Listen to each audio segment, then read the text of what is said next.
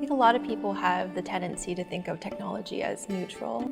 The fact that it's code on computers means that it is fair. I think what people miss is that technology software is still all built by people, and people bring their perspectives, their lived experiences, their biases into what they're building.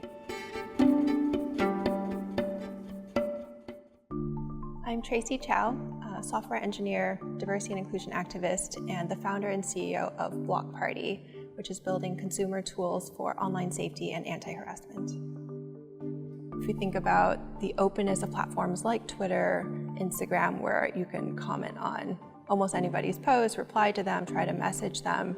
It's very empowering in that you can reach anybody, but it's also like a very big vector for harassment. The current product we have for Block Party is pretty simple. You sign up for it, you would link your Twitter account, set some filtering rules so you can say things like, oh, I only want to hear from people I follow, people followed by people I follow, or verified users.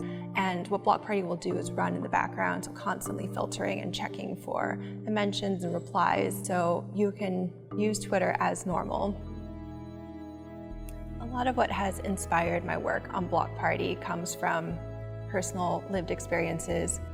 As an Asian woman online, I get both sexism and racism, and in dealing with that, kind of know what the experience is like to live in sort of like a marginalized identity, be attacked for my identity, and what kinds of protections are necessary.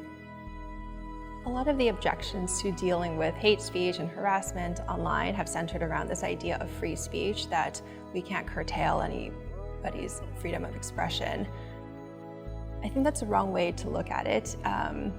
When you look at how much quote-unquote freedom of speech there is, where people are spewing this vitriol and hatred and toxicity, it actually has a silencing effect for the people who are on the receiving end of that. So it's not freedom of speech for those people who want to participate in the conversation in sort of like good faith way.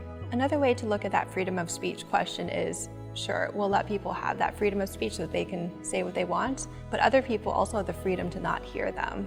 Just because somebody is trying to shout at me from the street corner doesn't mean I'm obligated to stand there and keep hearing what they're shouting at me. And so a lot of what we're trying to do with Block Party is give people that freedom to not hear from the people that they don't want to hear from.